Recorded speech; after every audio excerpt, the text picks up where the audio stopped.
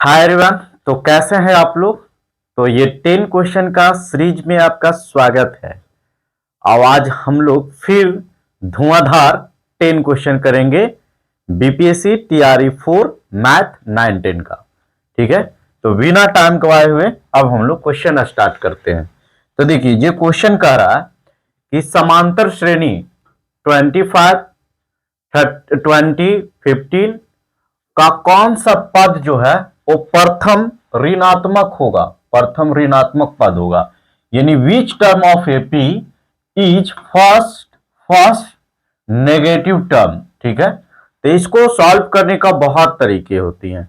देखिए, अगर जो ये पहले फर्स्ट ऑफ ऑल ये जो एपी में दिया हुआ है यानी 25, 25, 20, 20, 15, 15 और फिर dot dot dot dot dot. ठीक है, तो अब ये जो है ना, से पहले तो ये पॉजिटिव है, तो पॉजिटिव है तो पॉजिटिव से जीरो आएगा।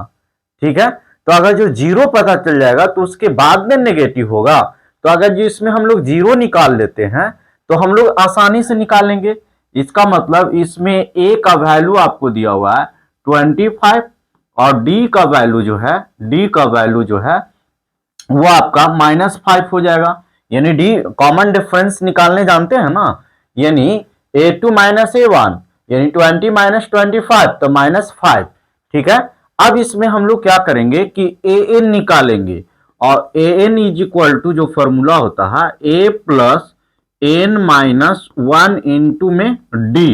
ठीक है, तो हम लोग प्लानिंग क्या की है कि पहले जीरो पता कर लेंगे कि कौन सा टर्म जीरो होगा, यानी लास्ट टर्म क्या होगा, जीरो।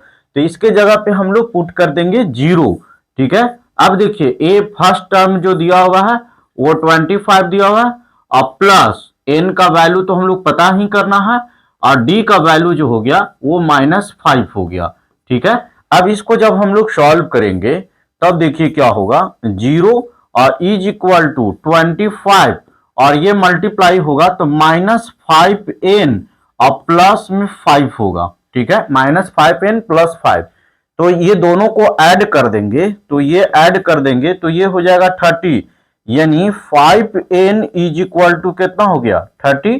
तो n इज इक्वल टू कितना हो गया, यानी 30 और बाई में 5 इज इक्वल टू कितना, 6।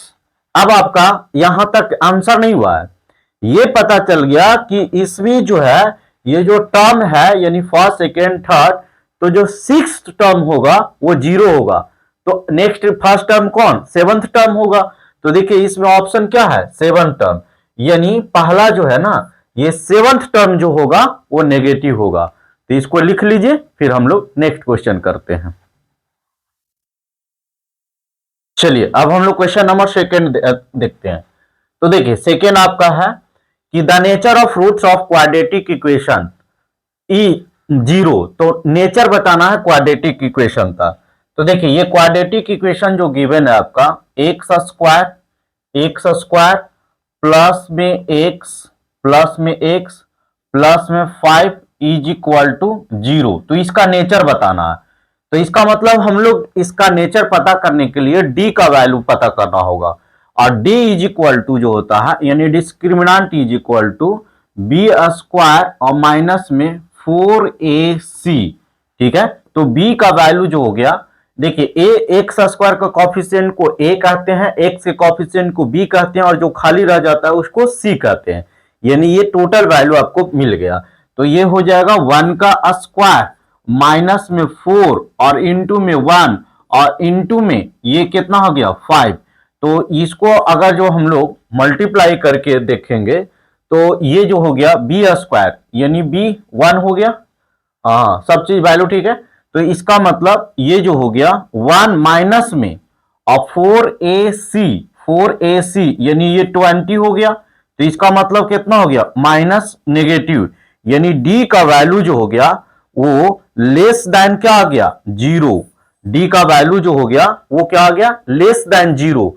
तो लेस देन जीरो मतलब क्या, अवास्तविक होगा। ठीक है, तो इसको इस तरह से हम लोग सॉल्व करते हैं। तो इसको लिख लीजिए, फिर नेक्स्ट क्वेश्चन करते हैं। चलिए आशा होगा कि लिख लिए होंगे। अब हमारा नेक्स्ट क्वेश्चन जो है वो आपके सामने कुछ इस प्रकार है देखिए इंग्लिश में थोड़ा गलत लिखा हुआ है तो इसको आप सुधार लीजिएगा, ठीक है। ये हिंदी में, इंग्लिश में देखिए 6 पे पावर कितना लिखा हुआ है, 6 पे पावर 25, ठीक है, प्लस 6 पे पावर कितना लिखा हुआ है 26, 26 प्लस और 6 पे पावर 27 और प्लस में 6 पे पावर 28, ठीक है। इसमें बताना है कि which of the following numbers are divide, मतलब कौन सा नंबर इससे डिवाइड होगा। तो ठीक है, तो देखिए इसको हम लोग सॉल्व करने के लिए क्या करेंगे कि 6 पे पावर 25 को हम लोग कॉमन ले लेंगे, तो यहां से हो जाएगा 1 और प्लस में ये कितना हो जाएगा वैल्यू, तो ये हो गया 26 यानी 6 बच जाएगा, प्लस में ये 6 पे पावर कितना 2 बच जाएगा और ये 6 पे पावर 3 बच जाएगा, ठीक है। तो इसको सॉल्व कीजिए, आप पेन और कॉपी निकाले हुए इसको सॉल्व कीजिए। चलिए आशा है कि सॉल्व कर लिए होंगे। अब देखिए ये हो गया आपका 6 पे पावर 25 और इसका वैल्यू 1 हो गया, ये 6 हो गया और ये 36 हो गया और ये प्लस में ये 216 हो गया। अगर जो ये सब को ऐड कीजिएगा आप ये जो है तो आपको 259 आ गया होगा, ठीक है, 259 हो गया होगा। तो देखिए अगर जो इसका ये प्रोडक्ट है तो इसका मतलब इससे ये डिवाइड होगा, तो इसका आंसर जो है वो क्या है सी नंबर। तो एक बार मिला लेते हैं कि ये सी करेक्ट है या नहीं। तो इस प्रकार हमारा जो है वो सी सही है। तो आप इसको लिख लीजिए, फिर हम लोग नेक्स्ट क्वेश्चन करते हैं। चलिए नेक्स्ट क्वेश्चन कुछ इस प्रकार है, अब इसको देखते हैं। If a plus b plus c, a plus b plus c is equal to 0, then what is the value of a cube plus b cube plus c cube. तो ये 0 हो जाता है तो इसका वैल्यू 3abc हो जाता है। इस प्रकार इसका राइट आंसर जो है वो बी हो गया। अब हम लोग नेक्स्ट क्वेश्चन करते हैं। तो नेक्स्ट क्वेश्चन जो है आपके सामने कुछ इस प्रकार है। अब देखिए यहां पे ये जो है ना ये गुणनखंड बता रहा है, तो ये जो है तो पहले इसको सॉल्व कीजिए। थोड़ा सा क्वेश्चन में मिस्टेक है, उसको पहले हम लोग लिख लेते हैं, ठीक है। चलिए तो आपका क्वेश्चन देखिए ये नहीं ये है और तब इसमें के का वैल्यू निकालना है, क्योंकि इसमें के था ही नहीं तो आप वैल्यू कैसे निकालते, ठीक है। तो इसमें के का वैल्यू निकालना है। अब देखिए ये दिया हुआ है कि इसका फैक्टर है, तो जो फैक्टर होता है वो अगर जो जीरोज निकालते हैं और इसमें वैल्यू पुट करते हैं तो ये भी 0 होना चाहिए, ठीक है।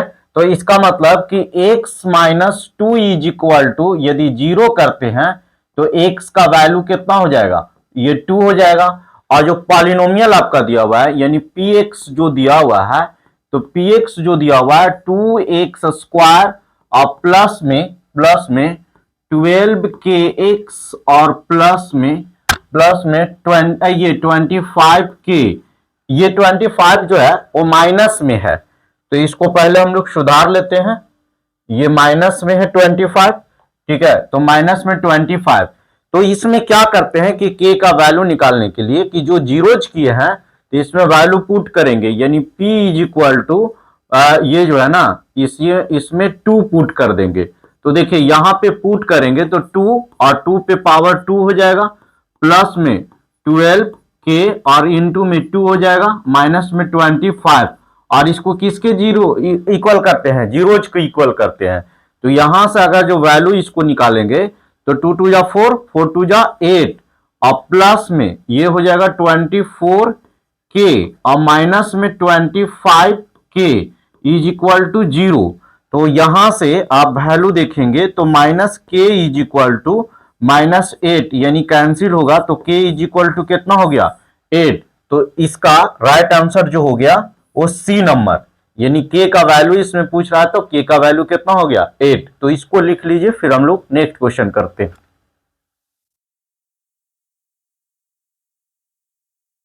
चलिए हमारा नेक्स्ट क्वेश्चन कुछ इस प्रकार है। अब देखिए इसको देखते हैं।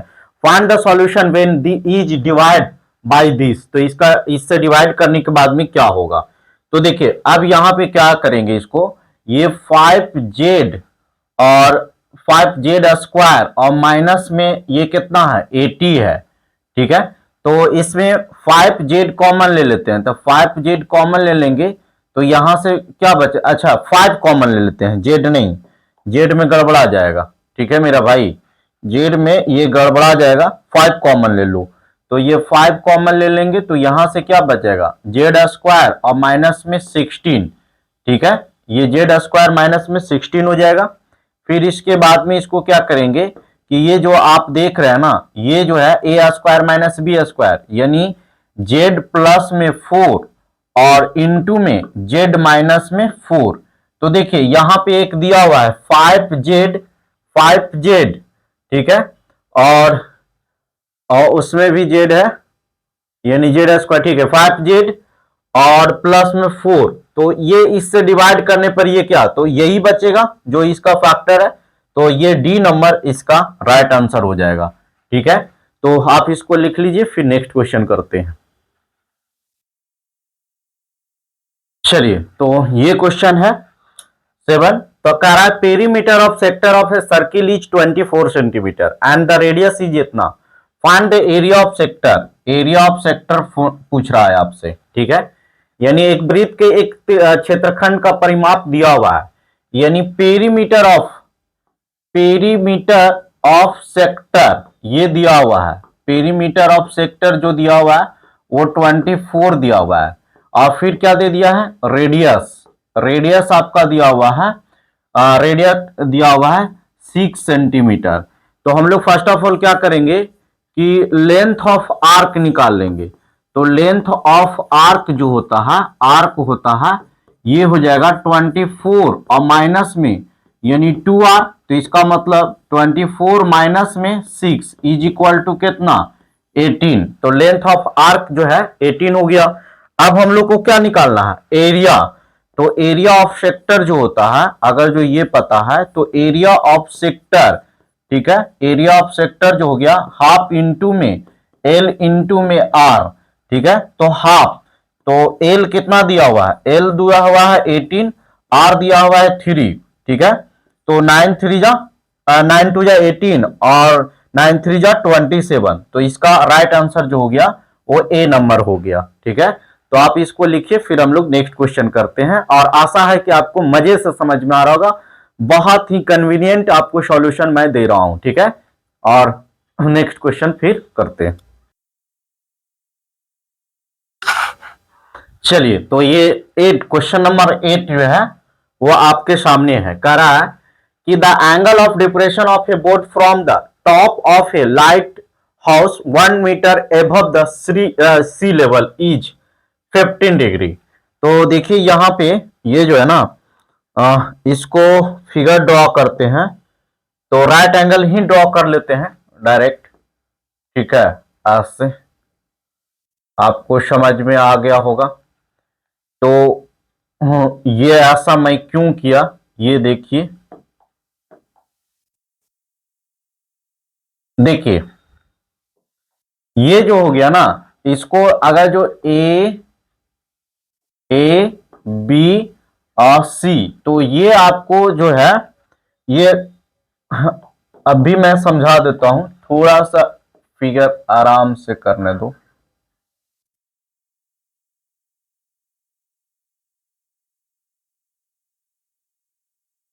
देखो मेरा भाई, ये कह रहा है कि कोई ये जो है ना ए बी जो है आपका, ए बी ये जो देख रहे हैं ना, ये आपका लाइट हाउस है, ठीक है, लाइट हाउस है, और एभव द, और ये जो है ना एक बोट को इधर आते हुए देख रहा है, तो ये 120 दिया हुआ है, ये 120 मीटर दिया हुआ है, ठीक है, और ये एंगल आपका दिया हुआ है 15 डिग्री, तो ये 15, तो ये कितना हो जाएगा, ये भी आपका 15 हो जाएगा, तो ये कितना हो जाएगा, ठीक है, तो ये आपका 15, तो ठीक है, यहीं से निकाल लेते हैं। अब देखिए tan theta is equal to क्या होता है, tan थीटा, तो tan 15 degree is equal to क्या होता है, P और बाई में B होता है, तो इसका परपेंडिकुलर यानी AB हो जाएगा, AB हो जाएगा, और बेस आपका कितना हो जाएगा, BC। तो आपसे BC पूछ रहा है कि what is the distance from the boat of the light house, यानी ये डिस्टेंस पूछा जा रहा है आपसे कि ये डिस्टेंस कितना होगा, ठीक है। तो अब आप जो ये यहां पे लिखा हुआ है ये tan 45 डिग्री, tan 45 डिग्री, और ए बी तो आपका 120 दिया हुआ है, ए बी का वैल्यू जो है वो 120 दिया हुआ है। तो अब आपको दिक्कत कहां होगा ना, बीसी तो निकालना ही है, बीसी तो निकालनी, लेकिन ये दिक्कत है, सॉरी ये 45 नहीं दिया हुआ है, ये आपका 15 दिया हुआ है। तो इसको पहले हम इरेज करके लिख लेते हैं, ये 15 दिया हुआ है, ठीक है। तो इसको क्या करेंगे कि इसको हम लोग ऐसे लिख सकते हैं, tan 45 और माइनस में 30 डिग्री, ठीक, और ये ऐसे रहने देते हैं। इसको निकालने का बहुत तरीका है, एक ट्रिकली भी है, तो अभी हम लोग लॉन्ग फॉर्मेट में कर रहे हैं, ठीक है। उसके बाद में इसको हम लोग शॉर्ट फॉर्म में कर रहे हैं।